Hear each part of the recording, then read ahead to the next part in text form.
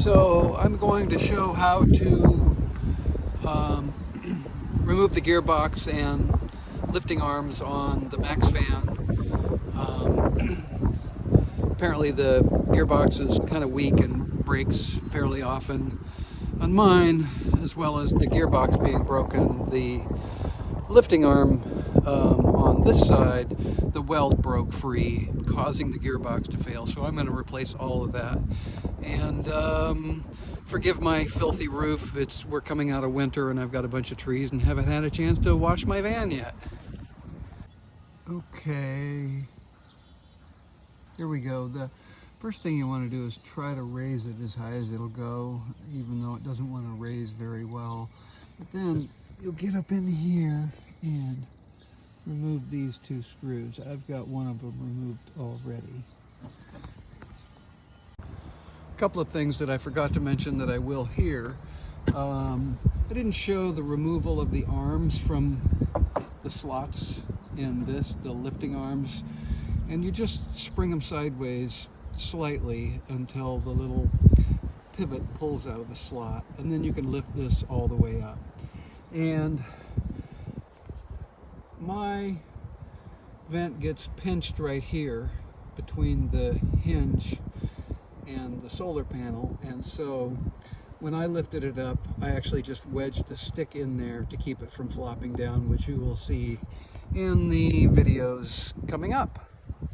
One thing you can see here is if you sight down these, you can see that the one, God, it's hard to get it so that you can actually see it very well, but the one on this side is drooping down further because it's the one with the broken weld, and so it flops. And I think that that, along with the fact that it just fell out of the slot, caused the bind that broke the gearbox. Okay, now from this side you can see I've got all 4 screws out, and you can just lift this right out. And you can see the big crack right there on the top of mine. And over on this side, you can see how the spring keys in. I see there's a bushing very similar to the ones that go up top right here. And my 2 top bushings have gotten away, I see. And without the screen in there, they've probably fallen inside onto my bed. Okay, so here are the 2 parts side by side. This is the old one. Here's this bushing. These are the 2 bushings that I reclaimed from my bed. They had fallen onto the bed. Here, that looks better, those 2 bushings. You can see this thing is broken into pieces. This little part here, you get a replacement with the new gearbox. It's right here, replacement connector and gearbox. But it didn't come out when I lifted this guy out. It keys in to this knurled part right here, but it's not a tight fit, so it stayed behind, and I had to use long needle nose pliers to pull it out. It didn't put up a fight, but I was able to get it out easily. Couple of other observations. I can see how far this side of the broken one is torqued that direction, and then on this one, this is the one with the broken weld. You can see it flops back and forth, and it keys in. This thing is hexagonally shaped, and then the hole in this is a hexagonal shape, and so they slide in together and it keys in, but then it's welded with a really small weld, and you know, so it doesn't fit tight enough to operate once that weld breaks. It flops up and down and sideways. It moves up and down just a little bit. It's keyed in, but not super tightly. So anyway, and then this spring here is attached. It hooks under right here. And then there's a screw attaching it to the gearbox right here, and so that needs to transfer over onto this and this. So I'm going to transfer everything over and then go back and put it back in place and see how it works. One thing I noticed about the previous video where I was pointing out the 3 bushings is that I had this bushing placed on here temporarily backwards. I didn't actually install it that way. I just slipped it on backwards and didn't notice.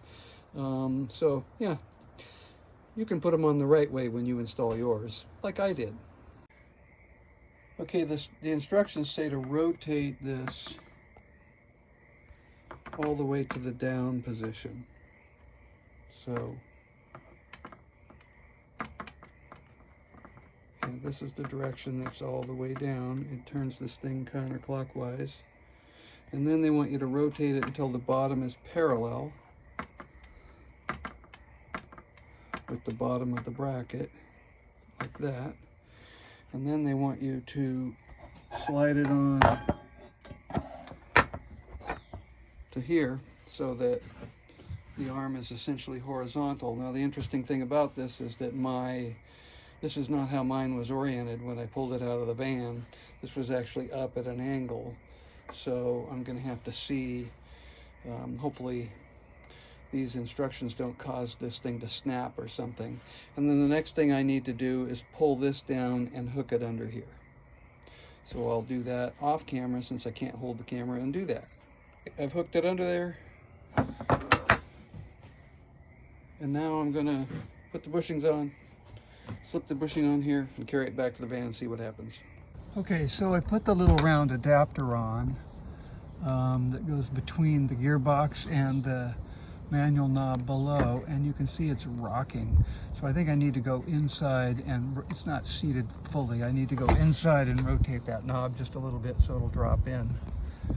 Okay, once again, it's a two-handed operation, but I was able to reach up and pull down on the bracket here and turn the knob just a little bit until I could feel it drop down in. Okay, now I'm back inside, and I'm going to rotate those arms up. And I think when I get it all hooked up, I'm going to operate the thing manually like this before I put the power to it. The arms are, well, yeah, I still have the vent itself propped open. The arms are going a lot higher than they went before the thing, before I replaced everything. It would start popping and stop before it got to this height. So now I'm going to go outside, put the bushings on, and then spring those 2 into place. Okay, I've just discovered that when it's cranked up manually without this part attached, it's a lot higher than this part will allow it to go. And I think what we have here, this is a sensor that tells the motor to stop when this part gets up to its maximum height, because obviously it goes way higher. So I'm going to go inside and rotate the knob and drop it down until it's close enough that I can attach this, whatever this is called. Okay, now you can see that I can get it up and attach that. So that's the next step. All right, time for the test, see if it works.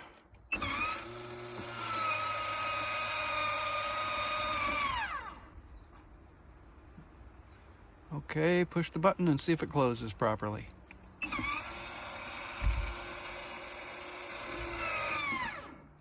Okay, looks like it's good to go.